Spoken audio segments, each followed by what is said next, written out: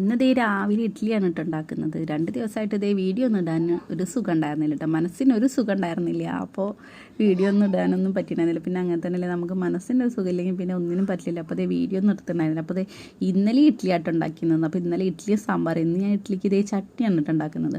ഇന്ന് ഞാൻ ദോശ ഉണ്ടാക്കാൻ വെച്ചിട്ടായിരുന്നു. അപ്പോൾ പൊന്നൂസ് ദോശ വേണ്ട, ഇഡ്ഡലി മതി എന്ന് പറഞ്ഞു. പിന്നെ ഇതേ ഇഡ്ഡലി തന്നെ ആക്കി കേട്ടോ. പിന്നെ ഇതേ ചട്നിക്ക് വേണ്ടിയിട്ട് ഞാൻ പോയിട്ട് ഇതേ കുറച്ച് കാന്താരി മുളകൊക്കെ പൊട്ടിച്ചിട്ട് കൊണ്ടുവന്നിട്ട് ചട്നിയും വേഗം ഉണ്ടാക്കി വെച്ചിട്ട്, പിന്നെ ഇത് ഇഡ്ഡലി ആയപ്പോൾ ഞാൻ അത് ഇഡ്ഡലി ചൂടാറാനായിട്ട് മാറ്റി വെച്ചിട്ടുണ്ടായിരുന്നു കേട്ടോ. പിന്നെ വൻപയർ ഇത് തോരൻ വയ്ക്കാനായിട്ട് വേവിക്കാനായിട്ട് വെക്കുകയും ചെയ്തു കേട്ടോ. പിന്നെ അമ്മയ്ക്ക് കൊണ്ടുപോകാനും ഞാനത് ഒരു ഓംലെറ്റാണ് ഉണ്ടാക്കുന്നത്. വൻപയർ തോരനും പിന്നെ ഓംലെറ്റും ഉണ്ടാക്കാമെന്ന് വിചാരിച്ചിട്ട് ആണ് കേട്ടോ. അപ്പോൾ അതേ ഓംലെറ്റ് റെഡിയാക്കി വൻപയർ തോരനും വേഗം റെഡിയാക്കിയിട്ട് അമ്മ അതുകൊണ്ട് പോയി കേട്ടോ.